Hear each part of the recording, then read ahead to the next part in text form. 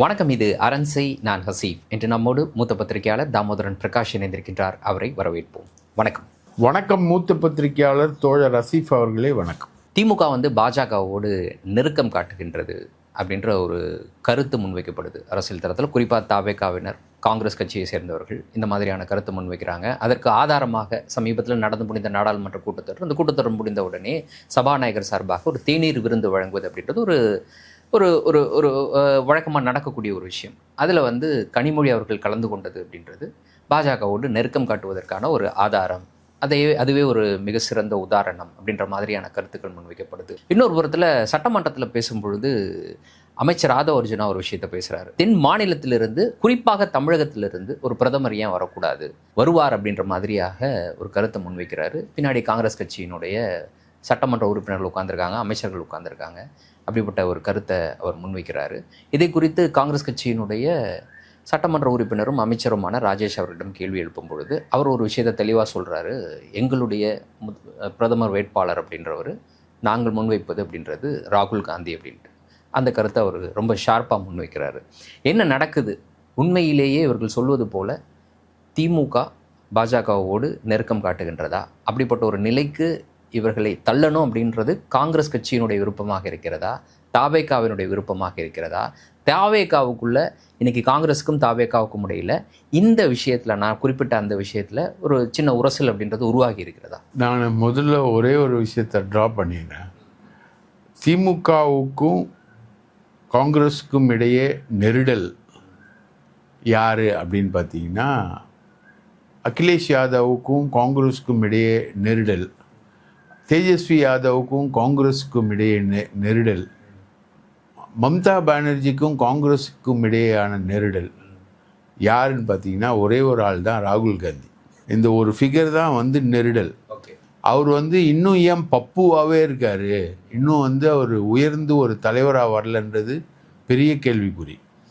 அவர் உஷாரா என்ன பண்ணிட்டாரு, இவர் ரேபரேலிக்கு போயிட்டு பிரியங்காவை கொண்டு வயநாட்டில் நிற்க வச்சு சவுத் இந்தியாவுடைய ஆளாக்கிட்டார். ரைட்டா? இப்போ ஆதவ அர்ஜுனா சொல்கிறார் இல்லையா, தென்னிந்தியாவில் இருந்துன்னா அப்போது பிரியங்கா காந்தியை சொல்கிறாரான்னு தெரில. எனக்கு டெல்லியிலேருந்து கிடைக்கிற தகவல் என்னென்னா, பிரியங்கா இந்த முறை ராகுலை ஓவர்டேக் பண்ணுது. யூபி எலெக்ஷனில் பிரியங்கா முன்கை எடுக்குது. அதனுடைய பொறுப்பாளர் அவங்க தான். இந்த முறை பயங்கரமாக முன்கை எடுக்கிறாங்க. முன்கை எடுத்துட்டு ராகுலை பின்தள்ளிட்டு பிரியங்கா முன்னாடி வர்றதுக்கான முயற்சி என்பது நடக்குது. நீங்கள் சொன்னீங்க இந்த மாதிரி தாவேகா திமுக பாஜகவோட சேருது அப்படின்ற மாதிரி சொல்லிக்கிட்டே இருக்காங்க அப்படின்னு.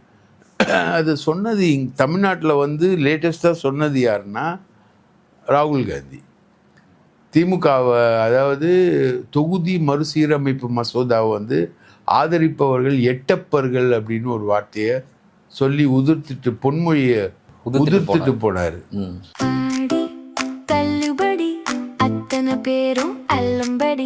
6 முதல் 60% வரை ஆடி தள்ளுபடியுடன் சூப்பர் சரவணா ஸ்டோர்ஸ், சென்னை, மதுரை, கோவை. எட்டப்பன் யாரு, கட்டபொம்மன் யாருன்னு எல்லாருக்கும் தெரியும்.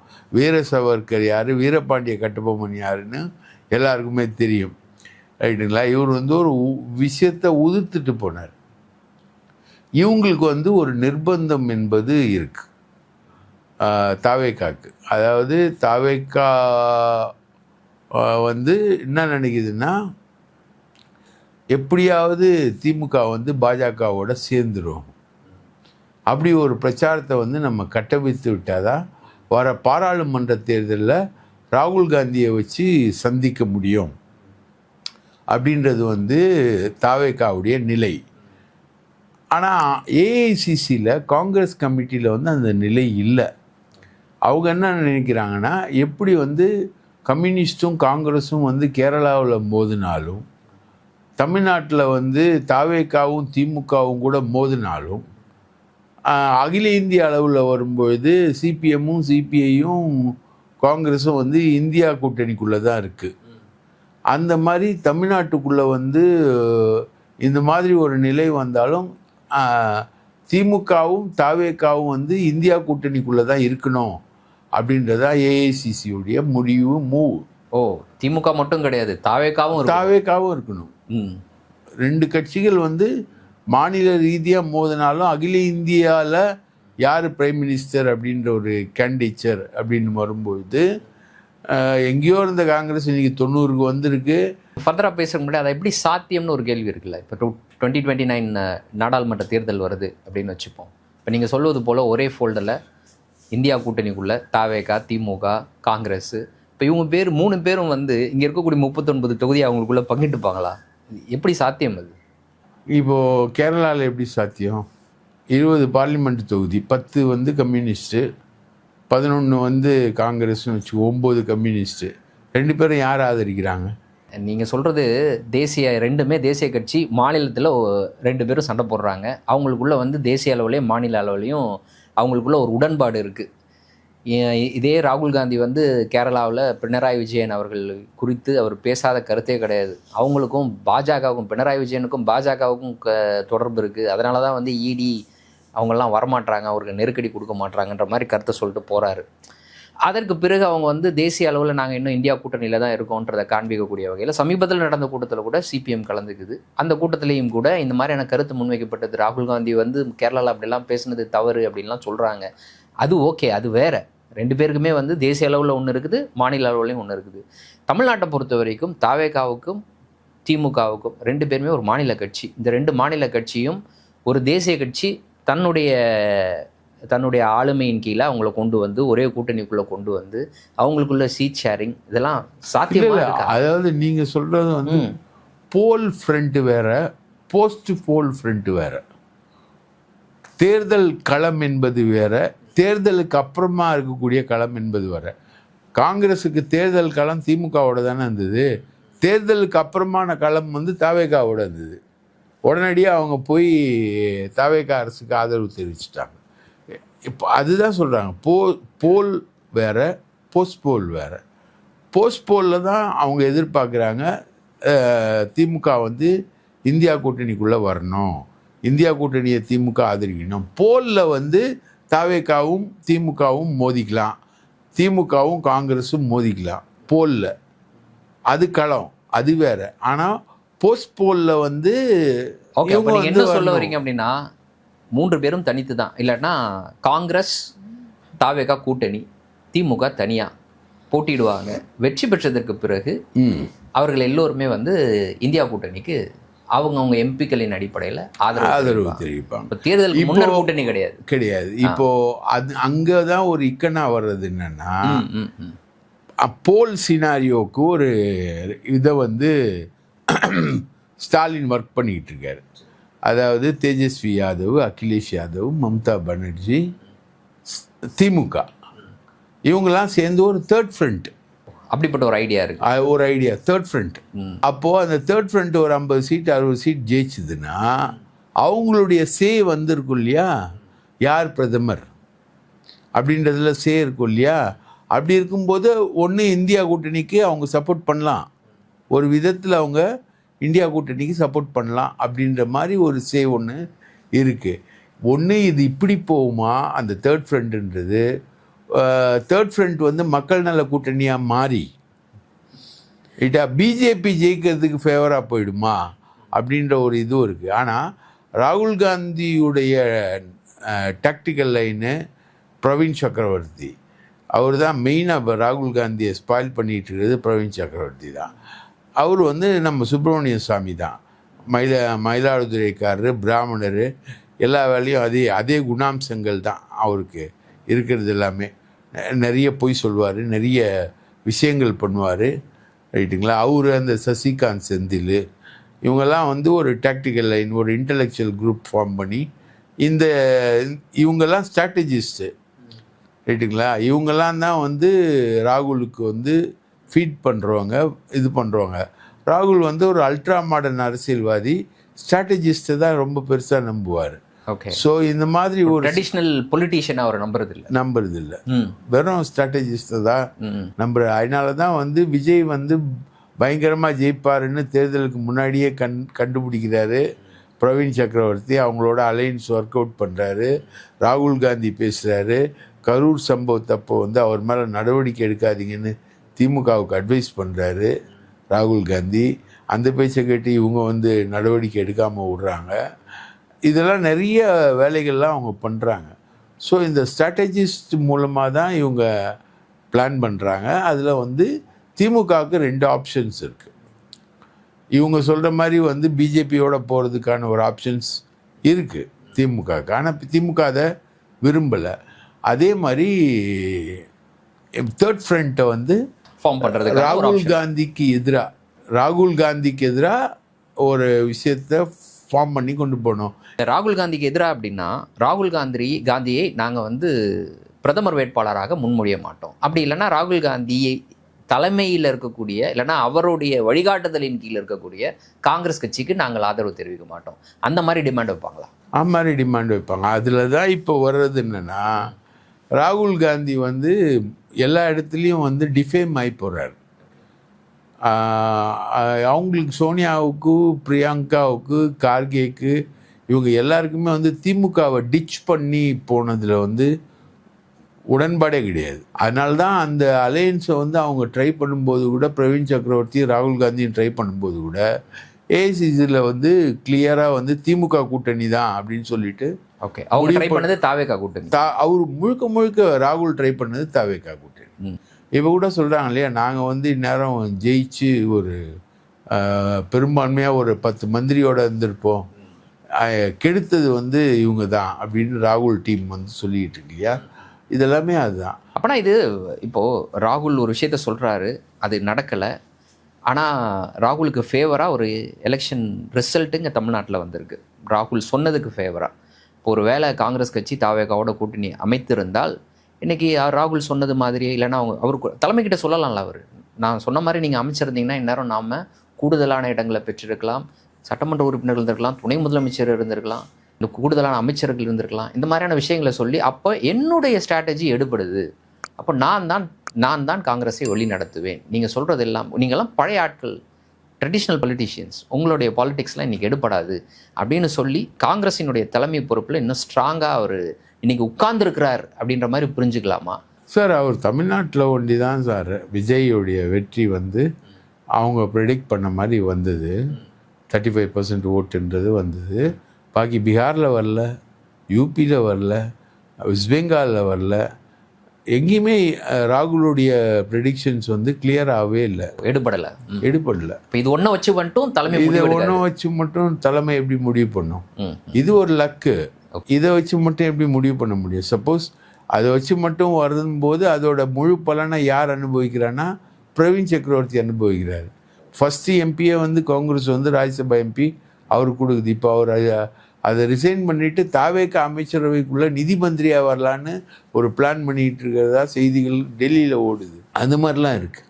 ஸோ நீங்கள் வந்து வரக்கூடிய சினாரியோன்றது ரொம்ப டஃப்பான சினாரியோ. நீங்கள் இதை சொல்லும்போது தான் எனக்கு இன்னொரு விஷயம் டக்குன்னு எனக்கு ஸ்ட்ரைக் ஆகுது. இன்றைக்கி தமிழ்நாட்டில் பேரலாக சில விஷயங்களை வந்து பிரவீன் சக்கரவர்த்தி செஞ்சுக்கிட்டு இருக்காரு. ஒன்று எங்கே தொடங்கி அப்படின்னு பார்த்தீங்கன்னா, நிதி அமைச்சரை போய் சந்திக்கிறாரு. யாருன்னா நிர்மலா சீதாராமன் அவர்களை சந்திக்கிறாரு. சந்தித்து தமிழ்நாட்டினுடைய தொழில்துறை சம்பந்தமாக பேசியதாகவும் அவர் அந்த கருத்தை அவர் வெளியிடுறாரு. அதற்கு பிறகு பிரவீன் சக்கரவர்த்தி ஒரு வெளிநாட்டு தூதர்களை சந்திக்கிறார். தமிழ்நாட்டினுடைய தொழில்துறை தொடர்பாக அந்த சந்திப்பு நடந்ததா? அவர் மட்டும் இல்லை, சில காங்கிரஸ் கட்சியினுடைய எம்பிக்களும் சேர்ந்து தான் அவர்களை சந்திக்கிறாங்க. தனியாக அது பேரலாக நடக்குது. அதற்கு பிறகு சென்னை மாநகராட்சியினுடைய கமிஷனர் அவர்களை சந்திக்கிறார். அவங்கள சந்தித்து தனியாக பேசுகிறாரு. இப்போ பேரலாக ஒரு விஷயத்தை செஞ்சுக்கிட்டே இருக்கிறாரு. இப்போ நீங்கள் சொல்லுவது இதோடு ஒத்து போகிற மாதிரி இருக்குது. அவர் தமிழ்நாட்டில் ஒரு பேஸை உருவாக்க பார்க்குறாரு, தனக்கான ஒரு விஷயத்தை உருவாக்க பார்க்குறாரு அப்படின்ற மாதிரி தோணுது. அதை நான் கூடுதலாக இங்கே பதிவு செய்கிறேன். கண்டிப்பாக அதுதான் நான் சொன்னேன். இதுக்கு தாவேகா எப்படி அனுமதிக்குது? அதுதான் இவர் வந்து very close to Vijay. Okay, very close to Vijay, ரொம்ப ரொம்ப க்ளோஸ். அதாவது பிடிஆர் பழனிவேல் தியாகராஜனும் இவரும் ஃப்ரெண்ட்ஸ். அது மூலமாக தான் அவர் தமிழக அரசியலுக்கு வர்றாரு. பிடிஆர் டேப்ஸ்ன்னு ஒரு டேப் இருக்கு இல்லையா, அந்த டேப் வந்து பிரவீன் சக்கரவர்த்தி கிட்ட பிடிஆர் பேசின பேச்சு, அதை டேப் பண்ணி அவர் வெளியிடுறாரு. அவர் சாதாரணமாக டின்னரில் உட்காந்து பேசின பேச்சு அது. 45,000 கோடி அடிச்சிட்டாங்க, 50,000 கோடி அடிச்சிட்டாங்க, இவங்களுக்கு என்ன பண்ணுறதுனே தெரியல, எங்கிட்ட ஐடியா கேட்குறானுங்க அப்படின்னு பிடிஆர் பேசுகிற பேச்சு வந்து பிரவீன் சக்கரவர்த்திகிட்ட சாதாரணமாக பேசின பேச்சு. 2 பேருமே வந்து வெளிநாட்டில் பேங்க்கில் வேலை பார்த்தவங்க, நிதி சம்பந்தமான அறிவு முழுக்க முழுக்க இருக்கக்கூடியவங்க. அந்த அடிப்படையில் பிரவீனும் இவரும் ஃப்ரெண்டு. இவர் வந்து அந்த தகவல் தொழில்நுட்ப அணியுடைய தரவுகள் பிரிவுடைய நிர்வாகியாக இருக்கார். தரவுகள் இவருக்கு நல்லா தெரியுன்றதுனால அந்த இன்டலெக்சுவல் குவாலிட்டி வந்து ராகுலுக்கு வந்து ரொம்ப பிடிக்குது. அதனால் இவர் வச்சுக்கிட்டு இருக்காரு. ரைட்டுங்களா? இப்போ நீங்கள் பார்த்தீங்கன்னா தாவேகா வந்து அவங்களோட மூவ் எல்லாமே அபாட் மூவ் தான். ஃபஸ்ட்டு இவர் வந்து எட்டப்பர்னு சொன்னது அபாட்டு. ரைட்டுங்களா? தொகுதி மறுசீரமைப்பு மசோதாவுக்கு எதிராக தீர்மானம், எஃப்சிஆர்ஏ சட்டத்துக்கு எதிராக தீர்மானம். எஃப்சிஆர்ஏ சட்டத்துக்கு எதிராக இவங்க தீர்மானம் கொண்டு வந்தது வந்து அந்த தீர்மானமே வரல. எஃப்சிஆர்ஏ செலக்ட் கமிட்டிக்கு போயிடுச்சு, இது கொண்டே வரல. அப்போ 2 தீர்மானமும் வேஸ்ட்டா? 2மே வந்து பாஜக எதிர்ப்பை வந்து தாவேகா முன்னெடுக்கக்கூடிய மிகப்பெரிய விஷயம்னு ஆளுமைன்னு பார்க்கப்பட்ட 2 தீர்மானமும் டூப்ளிகேட் தீர்மானம், பொய்யான தீர்மானம். ரைட்டா? அதுக்கான அவசியமே இல்லை. எஃப்சிஆர்ஏ சம்மந்தமாக மத்திய அரசே முடிவெடுக்காதப்போ, பாராளுமன்றமே முடிவெடுக்காதப்போ அதுக்கான எதிர்ப்பு, அந்த விஷயங்கள் அதெல்லாம் வந்து அன்வான்ட். சார், அதை கூட நம்ம ஓரளவுக்கு ஏற்றுக்கலாம். ஏன்னா எஃப்சிஆர்ஐ பொறுத்த வரைக்கும் ஒருவேளை இப்படிப்பட்ட எதிர்ப்புகள் இல்லை அப்படின்னா அது பாஸ் பண்ணியிருக்கிறதுக்கான வழியும் இருக்குது. ஏன்னா மற்ற மசோதாக்களை பாஸ் பண்ணது மாதிரி. ஆனால் நீங்கள் சொன்னது ரொம்ப முக்கியம். இந்த டீலிமிட்டேஷனை பொறுத்த வரைக்கும் ஒரு உறுதியான ஒரு தகவல் ஒன்றிய அரசு கொண்டு வரப்போகுது, லிஸ்ட் பண்ணிடுச்சு, நாடாளுமன்றத்தில் நாளைக்கு அறிமுகம் பண்ணுறாங்க, இல்லாட்டினா அடுத்த வாரத்தில் அறிமுகம் பண்ணுறாங்க, அதை பற்றி ஒன்றிய அமைச்சர் சொல்லிட்டாரு, பிரதமர் சொல்லிட்டாரு, யாரோ ஒருத்தவங்க சொல்லிட்டாங்க அப்படின்னு இருந்தால் சட்டப்பேரவையில் நீங்கள் சொல்வது போல் ஒரு தீர்மானத்தை நிறைவேற்றலாம். அன்றைக்கி தீர்மானத்தை முதலமைச்சர் படிக்கும் பொழுதே அதை சொல்கிறாரு, இப்படியாக இந்த மசோதாவை கொண்டு வர இருப்பதாக சில அரசியல் கட்சிகள் சொல்கிறார்கள், அதன் அடிப்படையில் இந்த தீர்மானம், அதை எதிர்ப்பதற்காக இந்த தீர்மானத்தை நான் கொண்டு வரேன் அப்படின்னு சொல்கிறாரு. அது முக்கியமான பாயிண்ட்டு. டீலிமிட்டேஷன் வந்து 2/3 இருந்தது. அதில் வந்து அவங்களுக்கு 40-45 எம்பிஸ் ஷார்ட் இருக்குது அவங்களுக்கு. அதனால் அது வந்து வேற. ஸோ இது வந்து தேவையில்லாத ஒரு விஷயம்னு வச்சுக்கோங்க. இது கூட ஒரு காங்கிரஸ் கட்சியினுடைய வழிகாட்டுதலின் அடிப்படையில் தாவேகா அரசு செஞ்சிருக்கிறதா எடுத்துக்கலாமா? அதாவது திமுக வந்து பாஜகவோட போயிடும். இவங்களுடைய அசம்ஷன்னா திமுக வந்து பாஜகவோட போயிடும். திமுக வந்து அதில் வந்து நடுநிலை வகிச்சோ இல்லை வாக் அவுட் பண்ணியோ ஏதோ ஒன்று பண்ணி இந்த சட்டம் கொண்டு வரப்பட்டிருந்தா மசோதா கொண்டு வரப்பட்டிருந்தா திமுக அந்த வேலையை செய்யும் அப்படின்னு இவங்க கணிக்கிறாங்க. அப்போ திமுக வந்து பேரலைஸ் பண்ணும் அப்படின்றது ராகுல் காந்தியோட அட்வைஸ். நல்லா பார்த்தீங்கன்னா கரூர்ல பேசும்போதே இந்த தொகுதி மறுசீரமைப்பு பற்றி பேசுறாரு. அது வந்து ரொம்ப டூ ஏர்லி. அதுக்கப்புறம் தான் இவர் எட்டப்பன் பேசுகிறாரு. அதுவே ஏர்லின் போது விஜய் வந்து அங்கே பேசுறது டூ ஏர்லி. அப்போது ராகுல் காந்திக்கும் விஜய்க்கும் இருக்கக்கூடிய நட்பு, அதில் நம்ம பிரவீன் சக்கரவர்த்தியுடைய ரோலு, பிரவீன் சக்கரவர்த்தி விஜய்க்கு கொடுக்கக்கூடிய ப்ரீஃபிங்கு, இந்த நட்போட அடிப்படை. அப்போது இவங்க வந்து திமுக வந்து பாஜகவோட போயிடும் அப்படின்ற பிரவீன் சக்கரவர்த்தியோடைய அசஸ்மெண்ட்டு, அந்த அசஸ்மெண்ட்டில் ராகுல் காந்தி ஒத்துக்கிறது, அதெல்லாம் தான் இந்த விஷயங்களுக்கு காரணம். இதெல்லாமே தேவையில்லாத ஒரு விஷயம். ரைட்டுங்களா? அதே மாதிரி தான் கனிமொழி போய் அந்த டீ பார்ட்டியில் கலந்துக்கிறது. கனிமொழி வந்து பிஜேபி சர்க்கிளில் ரொம்ப பெரிய அளவுக்கு மதிக்கப்படக்கூடிய ஒரு ஆள். அவங்க எந்த காரணத்துக்காக கனிமொழியை மதிக்கிறாங்கன்றது தெரியல. ஒருவேளை எதிர்காலத்தில் திமுக உடைக்கிறதுக்கு உதவுவாங்களான்னு தெரியல, அதுக்காக மதிக்கிறாங்கன்னு தெரியல. அமித்ஷாவும் சரி மோடியும் சரி அவங்க வந்து கனிமொழினா நின்று பேசிட்டு தான் போவாங்க. ரைட்டுங்களா? அந்த மாதிரி அவங்க வந்து அந்த ஃப்ரெண்ட்ஷிப் சர்க்கிள் என்பது ரொம்ப ஸ்ட்ராங் அவங்களுக்கு. அதான் ஓம் பிர்லா கூப்பிட்டோன்னா போய் டீ பார்ட்டியில் கலந்துக்கிறேன். அதுக்கும் திமுகவுக்கும் சம்மந்தம் இல்லை. இன்றைக்கி தூத்துக்குடியில் கனிமொழியை கேட்குறாங்க, என்ன ஏன் அந்த டீ பார்ட்டியில் கலந்துக்கிட்டீங்கன்னு.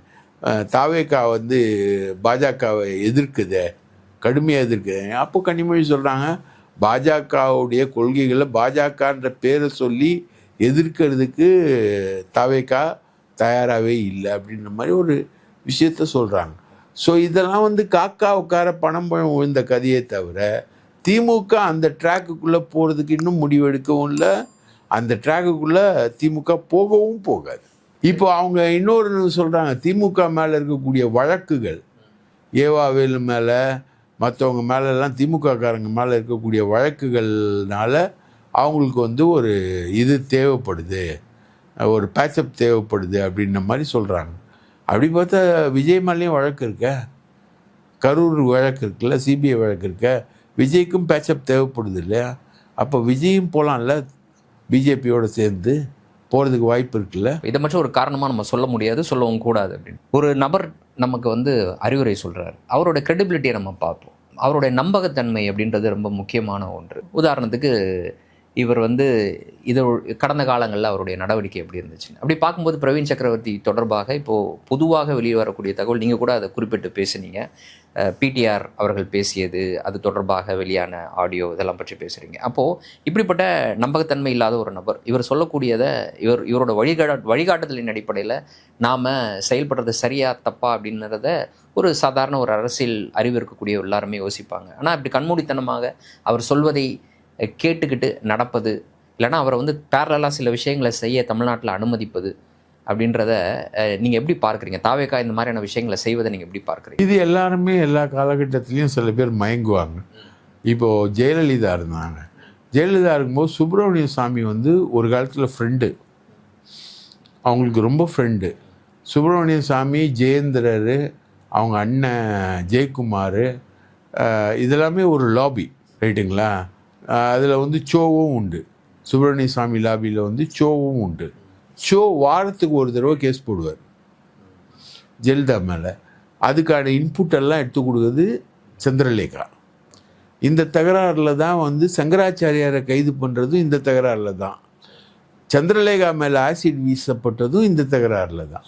ஸோ இந்த டீம் எல்லாமே வந்து ஒரு பீரியட் வரைக்கும் இவங்க வந்து நம்ப வைப்பாங்க. இப்போ கலைஞர்லாம் வந்து ரொம்ப ஹைலி கான்ட்ரவர்சியலான ஆளானா கூட பக்கத்தில் வச்சுப்பார்.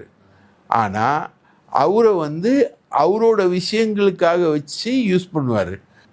இப்போ ஜெயலலிதா குணமும், இப்போ பிரவீன் சக்கரவர்த்தியை வந்து விஜய் நம்புகிற குணமும் நடிகர்கள் குணம். ஜோசியர் அவர் சொல்கிறாரு, நீங்கள் வந்து இந்த பழைய சட்டமன்றத்தில் உட்காந்துன்னு இருந்தீங்கன்னா நன்னா இருக்காது, நீங்கள் வந்து 10வது மாடியில் தான் உட்காரணும்.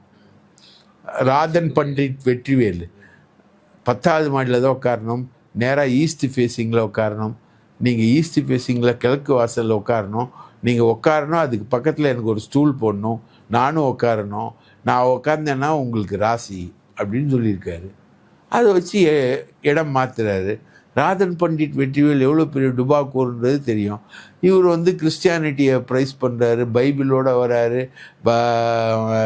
மரியா வில்சன் வந்து பைபிளோட வராரு, கிறிஸ்தவ மதத்தை சொல்கிறாரு, கிறிஸ்தவ மதம் அன்பை போதிக்குதுன்றாரு.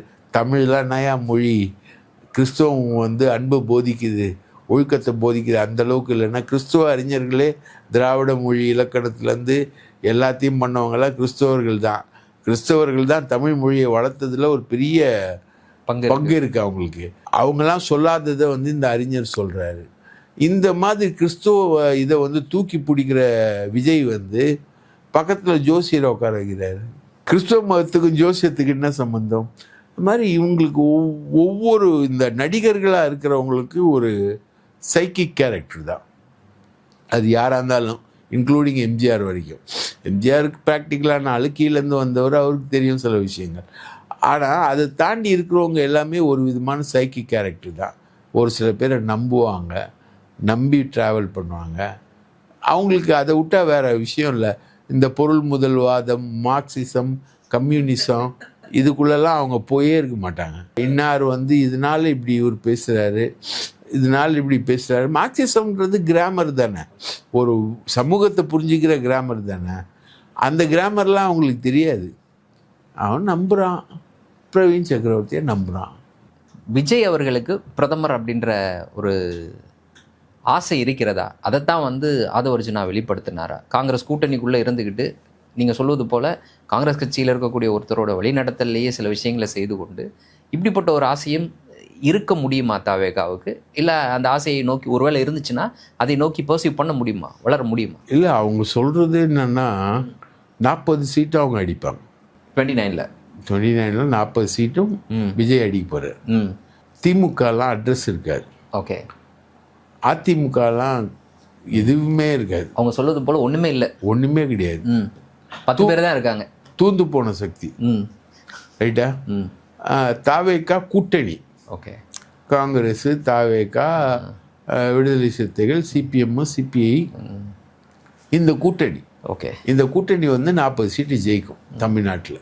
எப்படி திமுக 40 சீட்டு ஜெயிச்சதோ அந்த மாதிரி ஜெயிக்கும். 40 சீட்டு ஜெயிச்சு நாளைக்கு வந்து அமையக்கூடிய ஒரு பார்லிமெண்ட்டில் 40 சீட்டோட ஒருத்தர் போகிறாருன்னா அப்போ விஜய் ஏன் பிரதமர் ஆகக்கூடாது? தேவகவுடாவே பிரதமர் ஆகும்போது பாதி நேரம் தூங்கின்னு இருப்பார் அவர் பார்லிமெண்ட்லேயே. அவரே பிரதமர் ஆகும்போது விஜய் சூப்பர் ஹீரோ, என்ன சாமிங்கு, என்ன பர்சனாலிட்டி. அவர் ராதன் பண்டிட் வெற்றிவேல் வந்து அங்கே போயிடுவார், விஜய் அங்கே போவார். விஜய் ஏன் போகக்கூடாது? தலைவனை குளிர்விக்கிறது தானங்க இவங்க வேலை. எனக்கு தெரிஞ்சு வன்னி அரசுலாம் வந்து முரசொலி லேண்டை பற்றி பேசுகிறார். பேச வேண்டிய தேவையே கிடையாது. அவர்லாம் பேசுகிறாரு. விவிலியம் பற்றி வன்னி அரசு பேசுகிறார். இதெல்லாம் ஏன் பேசுகிறாருன்னா விஜயை குளிர்விக்கிறதுக்காக பேசக்கூடிய பேச்சுக்கள். கோவை செல்வராஜன் உங்களுக்கு முன்னாடி ஞாபகம் இருக்கும். அதாவது ஏடிஎம்கேக்கும் காங்கிரஸுக்கும் சண்டை வரும்போது காங்கிரஸில் ஒரு டீம் வந்து ஸ்ப்ளிட் பண்ணுவாங்க ஜெயலலிதா. அப்போ வந்து அவங்க வந்து டெய்லி சட்டமன்றத்தில் ஏஞ்சி உக்காந்துன்னு டெய்லி வந்து ஜெயலலிதாவை புகழ்வாங்க. காது குளிர அதாவது ஏடிஎம்கேக்காரங்க கூட அவ்வளோ புகழ மாட்டான், இவங்க காங்கிரஸ்காரங்க அவ்வளோ புகழ்வாங்க. அந்த மாதிரி வன்னி அரசெல்லாம் ரோல் ப்ளே பண்ணும்பொழுது தலைவன் ஆகலாம்னு மரிய வில்சன்லாம் பாட்டு பாடும்போது, ரைட்டா, ஆதவ் அர்ஜுனா வந்து பிரதமர் ஆகலான்னு நினச்சி அவர் சொல்லக்கூடிய விஷயத்துலேருந்து எனக்கு ஒரே ஒன்று தான் ஆச்சரியம். இவங்க வந்து முதல்வர் ஆவாங்கன்னு சொல்லும்போது நம்மலாம் சொன்னோம், ஐயையோ அதெல்லாம் நடக்கவே நடக்காதுன்னு தான் பேசிகிட்டு இருந்தோம். ஆனால் முதல்வர் ஆகிட்டாங்க. ரைட்டா? அதே மாதிரி இவங்க பிரதமர் ஆகலான்னு சொல்கிறாங்க. இப்போ ஐயா அதெல்லாம் ஒரு ஆல் இண்டியா லெவலில் நடக்குமா? ஏன் நடக்காது? அறிவாளிகளை வாக்காளர்களாக கொண்ட நாடு தமிழ்நாடு. ரைட்டா? வஞ்ச புகைச்சியெல்லாம் உண்மையாவதற்கும் கற்பனைகள்லாம் இப்போ நான் சொல்கிறேன் இல்லையா, அவர் அங்கே பிரதமர் ஆகிற, திரிஷா இங்கே சிஎம் ஆகுன்னு. இது வந்து உங்களுக்கு கேட்குறதுக்கு நகைச்சுவையாக தோணலாம். ஒருவேளை நடந்தால் என்ன பண்ணுறது? பிரவீன் சக்கரவர்த்தி மத்திய நிதி அமைச்சர் ஆகலாம். அவர் இங்கே நிதி அமைச்சர் ஆகிறதுக்கு பதில் மத்திய நிதி அமைச்சர் ஆகலாம். மரிய வில்சனை அங்கே போயிட்டு இந்திய தப்பாக படிக்கலாம். ஆதவ் அர்ஜுனா வந்து டிஃபென்ஸ் மினிஸ்டர் ஆகலாம். ரைட்டா? அண்ணன் புசி ஆனந்த் வந்து தகவல் தொழில்நுட்பத்துறை அமைச்சர் ஆவார். அந்த மாதிரி நடக்கலாம். நடப்பதற்கான கற்பனைகளுக்கு எல்லை இல்லாத நாடு தமிழ்நாடு. அதை வந்து நிஜமாக்கி காட்டின வாக்காளர்கள் வந்து தமிழ்நாட்டுக்கு பெருமையுரியவர்கள். நான் முன்னாடி சொல்லுவோம், பிஜேபி அடித்து துவம்சம் பண்ணி 40/0 அடித்த நாடுறா தமிழ்நாடு அப்படின்னு நம்ம சொன்னோம்ல. ரைட்டா? மொத்தமாக வந்து திமுகவுக்கு எதிராக வந்து வெறும் 8 சட்டமன்ற தொகுதிகளில் தான் எதிர்கட்சி ஜெயிச்ச நாடு தமிழ்நாடுன்னு சொன்னோம்ல. இன்னைக்கு 35% வாக்குகளை வாங்கின விஜய் வாங்கின நாடு தமிழ்நாடு அப்படின்னு நம்ம இன்னைக்கு சொல்லிகிட்டு இருக்கோம். ஸோ இது அப்படியே நீங்கள் எமால்கமேட் பண்ணி அடுத்த ஸ்டெப்பில் சட்டமன்றத்தில் வரக்கூடிய ஸ்பீச்சஸை பார்க்கும்போது இப்படி நடக்கலாம். உங்களை மாதிரி என்ன மாதிரி பத்திரிகையாளர்கள், வியூக அமைப்பாளர்கள், ஸ்ட்ராட்டஜிஸ்ட்டு, அறிவாளிகள் இவங்கெல்லாம் விவாதம் பண்ணுற இடம் இல்லைங்க. ரைட்டுங்களா? இன்றைக்கி கம்யூனிஸ்ட் கட்சிகளே, இன்றைக்கி விடுதலை சிறுத்தையே, அமுதன்னு ஒரு பையன் தலித்தை வெட்டி 20 பேர் கொலை பண்ணி போடுறான் கோவையில். போதைப் பொருளை தடுத்ததற்காக அந்த பையன் கொல்லப்படுறான். தலித்து கேட்கவே இல்லைங்க. ஒரு முணுமுணுப்பு கூட இல்லைங்க திருமாவளவன் கிட்டேருந்து. இப்படிப்பட்ட திருமாவளவனை நம்ம எதிர்பார்த்தோமா? இப்படிப்பட்ட ஒரு திருமாவளவன் நம்ம எதிர்பார்த்தோமா? பல பிரச்சனைகள் வெடித்து கிளம்புது. அரசு ஊழியருக்கு பென்ஷனுக்கான நிதி வந்து பட்ஜெட்டில் ஒதுக்கப்படவே இல்லை. கேட்கறதுக்கு கம்யூனிஸ்டுகள் இல்லை. தனியார் மையத்தினுடைய முகமாக பார்க்கப்பட்ட மான்டேக் சிங் அலுவாலியா தமிழ்நாடு அரசிற்கு வருவாயை பெருக்குவதற்கான ஒரு குழுவினுடைய தலைவராக நியமிக்கப்படுறார். இடதுசாரிகள் வாய் திறக்காமல் இருக்கார். இடதுசாரிகள் பேச்சு மூச்சு அடைத்து இப்படி போய் நம்ம பார்த்துருக்கோமா? அடியே அடித்தாலும் சரி, தடியடைய குண்டாந்தடிகள் தாக்கிய போதும், குண்டுகள் நெஞ்சில் பிளந்த போதும் ஐயோ என்று அலறாமல், அம்மா என்று கதறாமல், இன்குலாப் முழக்கமிட்டு இன்னுயிரிந்த தோழர்கள் இன்னைக்கு அண்ணன் விஜய் கிட்ட கம்முன்னு பம்முன்னு உட்காந்துருக்காங்க. இத்தனைக்கும் அமைச்சர் பதவி கூட இல்லை அவங்களுக்கு. அவங்க கம்முன்னு பம்முன்னு உட்காந்துருக்காங்க. அப்போது நம்ம எதை இந்த இந்த இந்த சூழலில் இன்றைக்கி இருக்கிற தமிழக பாலிட்டிக்ஸில் நம்ம பார்த்த இதில் எதை நீங்கள் நம்புவீங்க? எது வேணால் நடக்கலாம்ல. 15 பேருக்கு மேலே போலி சர்டிஃபிகேட் கொடுத்துட்டு எம்எல்ஏ ஆகியிருக்காங்க. பலர் மினிஸ்டர். அதில் அந்த ஜெகதீஸ்வரின்னு ஒரு பொண்ணு மினிஸ்டர் ஆகிருக்கார். அதை பற்றி வரக்கூடிய செய்திகள் எதுவுமே சரியில்லை.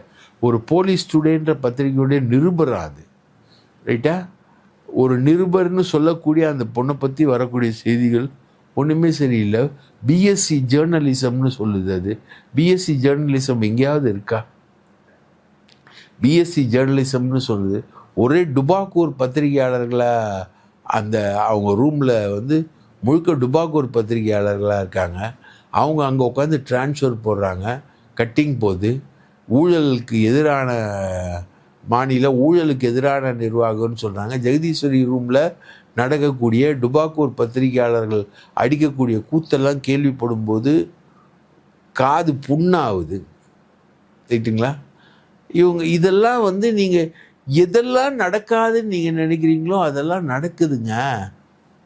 அப்போ நீங்கள் இந்த அரசியலில் விஜய் பிரதமர் ஆவார், ஆதவ் அர்ஜுனா டிஃபென்ஸ் மினிஸ்டர் ஆவார்ன்றத நம்ம எப்படி நம்பாமல் இருக்க முடியும்? நடக்கும். இன்றைய தினம் எங்களோடு இணைந்து பல்வேறு தகவல்களையும் கருத்துக்களையும் பகிர்ந்து கொண்டமைக்கு நன்றி. வாய்ப்பளித்ததற்கு மிக்க மீண்டும் ஒரு நேர்காணலில் ஆதிரி புத்தக வடிவில் திரைக்கதை. புத்தகத்தை பெற டிஸ்கிரிப்ஷனில் உள்ள எண்ணிற்கு வாட்ஸ்அப் செய்யவும். அரண்சை நண்பர்களுக்கு வணக்கம். அரண்சை ஊடகம் சுயேட்சையாக இயங்குவதற்காகவே உருவாக்கப்பட்டது. நாம் செய்கிற வேலை உண்மையிலேயே மக்களுக்காக செய்கிறோம் என்பதை நீங்கள் நம்பினால், வாய்ப்பு இருந்தால் இந்த ரேசர் பே QR கோடுக்குள்ளே நீங்கள் அதை ஸ்கேன் பண்ணி எங்களுக்கு உங்களால் இயன்றதை, விருப்பம் இருந்தால் ஆதரவு தெரிவிக்கலாம்.